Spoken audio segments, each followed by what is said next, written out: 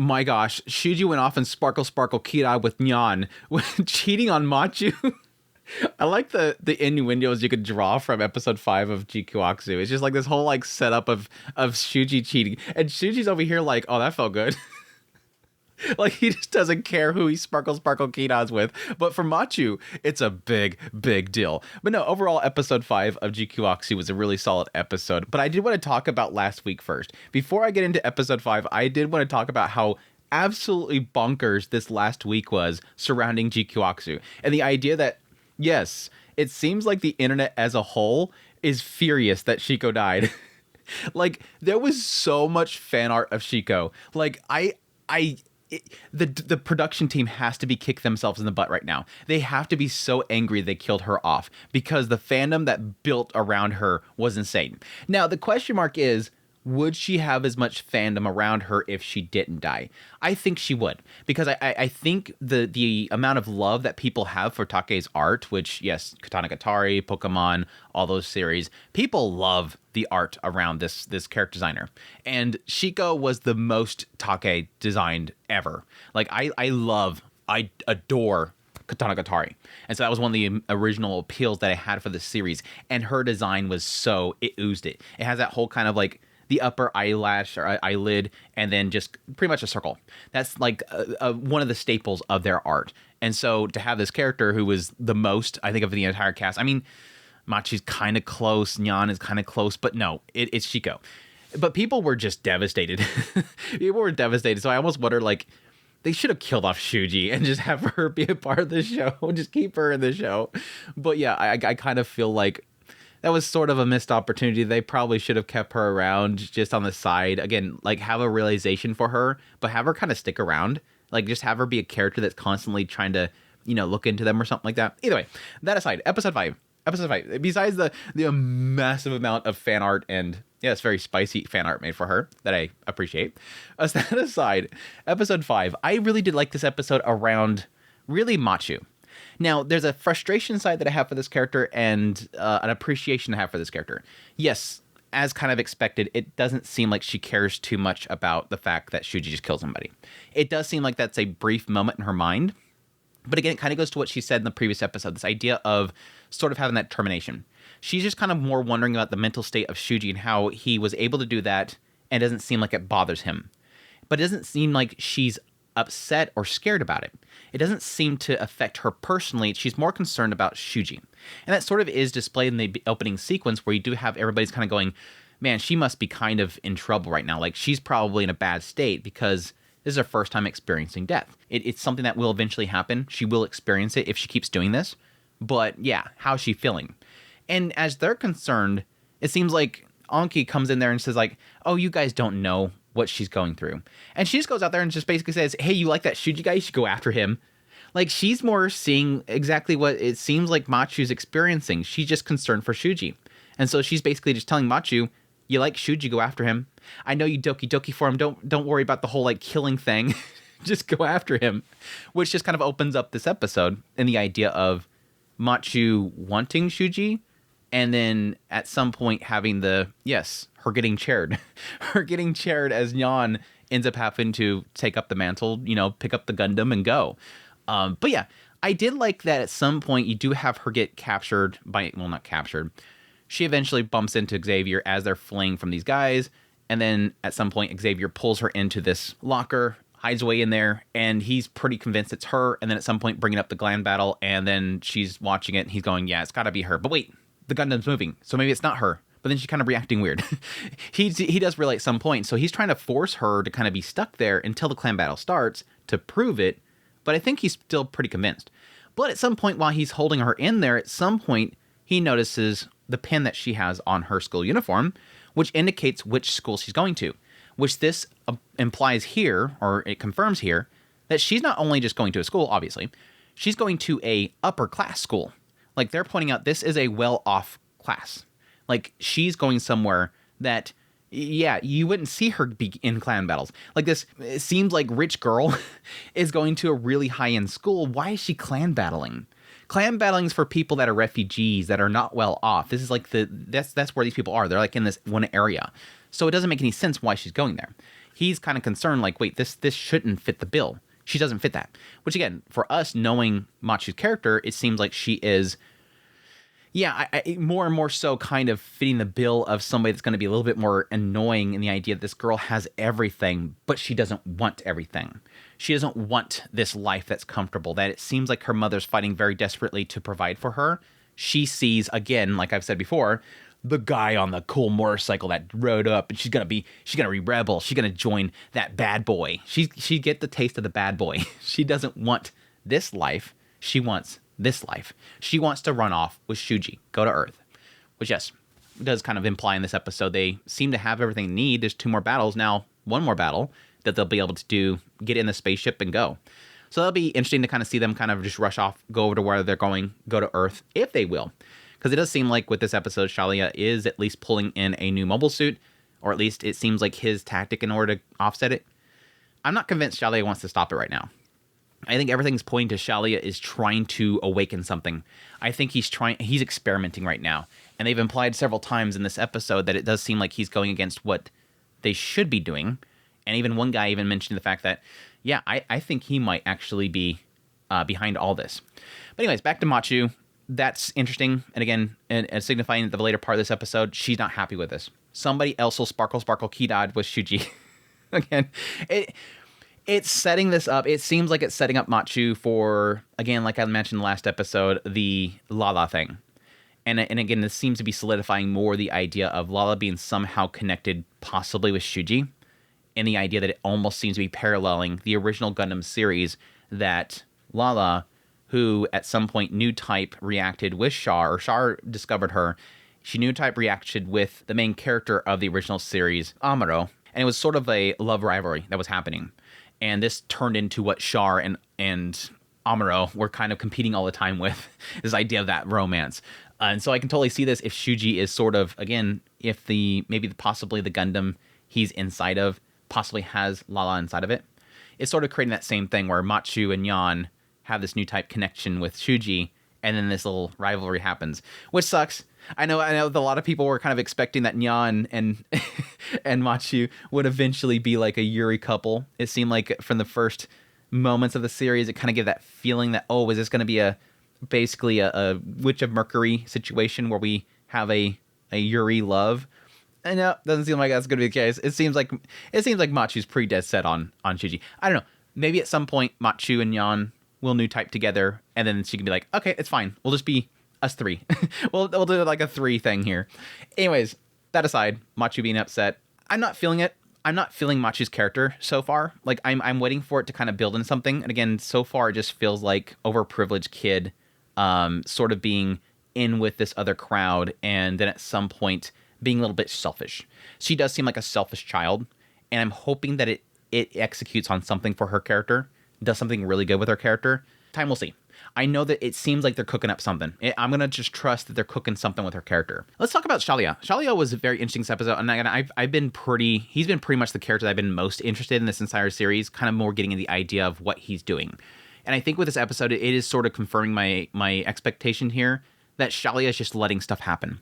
He wants to see what they do with this Gundam. It obviously seems like they're pulling off something with the Saikomu, and he wants to see what they do with it. And again, what they're doing with the mobs. Even with the situation with how Nyaan handles the mob formation, which is very unconventional, just grabs him by the head and just shoves him out there. He's okay with it. He's like, different folks, different strokes. Whatever they want to do to pull it off, they pull it off. Like, he's fine with it. He's fine what they did as a mob. Again, this is a guy that apparently with Char has developed the concept of a mob. And for him to be like, yeah, do it. It works, right? Do it. Seems to be saying something. That says something. But again, at some point, they do have Xavier. He's going out to try to find the Gundam by himself. He feeling like it's a responsibility. He's going to go find it.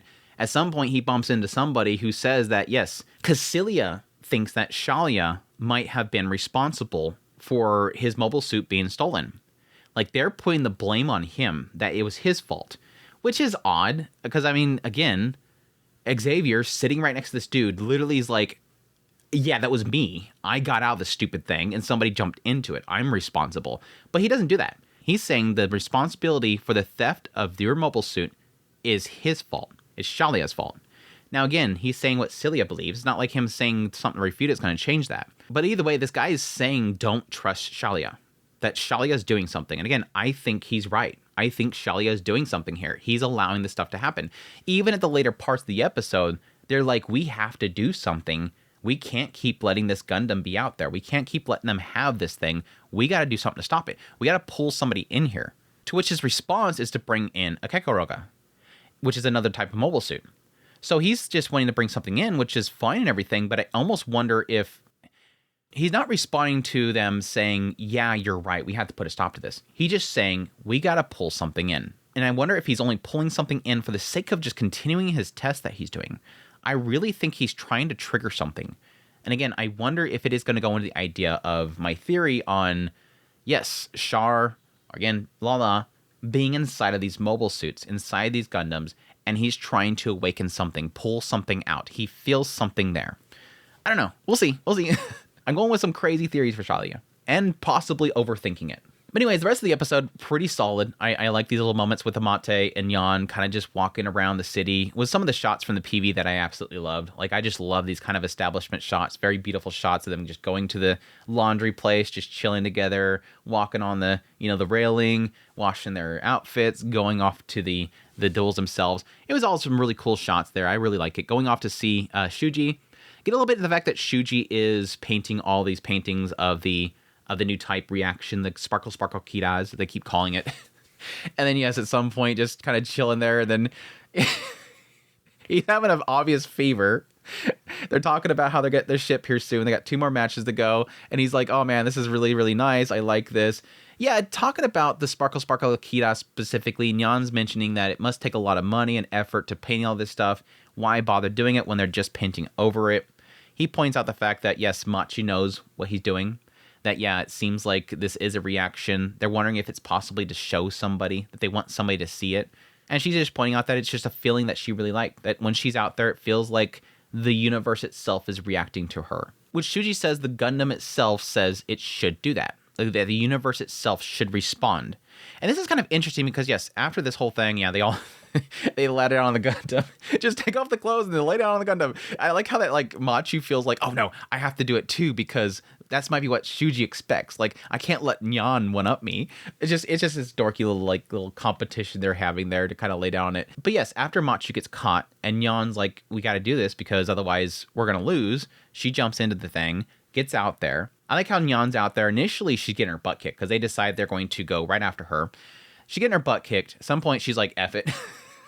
She gets F it. And then suddenly, yes, the Saikamu reacts. It turns on. It starts responding to her, obviously signifying at this point that she is a new type. She has awakened. Boom. Which I expected. Again, I assumed that Nyaan was going to be a new type all the way back there when Shuuji first sniffed her. There was like this emphasis that Shuuji can sniff new types or something. Yes, Machu experienced it. She knew where the painting was. But when she was there and Shuuji shows up, Shuuji sniffs Machu and smells her. It smells like something familiar. And then he sniffs Nyaan, has the same effect. He responds to Nyaan the same way, so I assume she was going to be a new type. This is the point where we finally acknowledge that. She becomes a new type, awakens to it. And yeah, the interesting thing here is that the way that she fights is very brutal. It's very much so everything in front of her. She just grabs Shuuji by the head and just uses him as a human shield or a Gundam shield. She uses him as a shield, pulls him right in front of him. It almost feels like her kind of way of fighting just comes to the surface. This is a girl that's scrappy. And with the fact that we've pretty much said several times that she is a refugee, she doesn't seem like she has citizenship there. It seems like constantly she's getting, stopped by the guards. And if she's not able to offset that, the assumption that she's a refugee. This is a girl that has to scrape by. And so it does kind of show that nature in her when she gets into the new type situation there, that she's just a scrapper. Whatever she can do to win. And this does play off of what Machu said in the previous episode about Shuuji. He has a determination that will allow him to take a life. And I think that's going to be the same situation with Nyaan. Nyaan is more similar to Shuuji than Machu is. And the idea that she's willing to do whatever she can do in order to win. Same as her entire life. Because she's not like Machu, because she doesn't have everything handed to her, she has to earn everything. She has the willingness to, yes, take lives. They're dead. She's willing to do that. And I'll be curious to see if she even has any sort of blowback from that. I'm not even sure that she will even be affected by that. Because again, this is something that she probably has the determination to be able to pull off. Similar to what she said when she first got in there, when she first went out there into space, she mentioned the fact that, yes, finally out in space again, which again would be implied in the idea that she is a refugee unless she was born there by a refugee. She probably came there at some point. But additionally, she has a mindset of setting her mind to it, you're going to pull it off. I just have to tell myself that I can do it, and I'll be able to do it. That's the same thing there. I'm going to die. I can do this. Let's do this. And yes, kills the Tri-Stars. Yes, another reference to the Gundam series, the original Gundam series. The Black Tri-Stars were the guys that they fought. When they initially opened up the episode with it, when they talked about Mayor Mash, that was the third guy in their little team in the Zeons, is that there was the three of them with Mash. Apparently he went off somewhere, and then apparently they've been taking scraps and burning scraps for money. And here, again, trying to see if they can prove themselves in order to become mercenaries in case the war kicks back up. Interesting that they were pointing out that there's a possibility that a war is going to pick back up, because it seems like Zeon's buying up everything, that there could be a war coming up again. But yeah, the episode kind of wraps up with Machu running all the way back there and confronting Nyaan and being very upset. So, and the preview in the next episode kind of feels like Nyan's like, what's wrong? Why are you mad? I kept us from losing. What's the deal? Like, we're a trio, right? It's like, no, Machu's the only one that can sparkle Kidou with Shuuji. Even though Shuuji said it felt good. He's like, it felt so good. The Gundam says it felt good. It was a lot of fun. The Gundam liked getting domed by Nyaan. The Gundam's going to be all for like both of them. Machi's going to be the one that it always has to protect, and Nyan's going to be the one that dominates the Gundam, so it likes it. Anyways, like I said, there's so many innuendos you could pull from this stupid episode. It's not even funny. The fight itself was pretty cool. Like compared to the other episodes, this was probably the most interesting. Again, besides Xavier when he first fought the Red Gundam, like that first fight, that was a pretty cool, like, you know, just visually, animation wise was cool. This one was a lot cooler as well. It's just very primal version of Nyaan, just going crazy, throwing Shuuji around and axing everything. Anyways, that's my thoughts on episode 5 of Mobile Suit Gundam GQuuuuuuX. Hope you guys enjoyed my video. As always, if you did, hit the like button down below, comment, let me know it's the episode. Additionally, if you're new here, make sure to subscribe before you leave. Like this content, you want to support channel more, I have links in the description below. Greatly appreciate it. But until next time, y'all take care. And go look up some Shiiko ludes.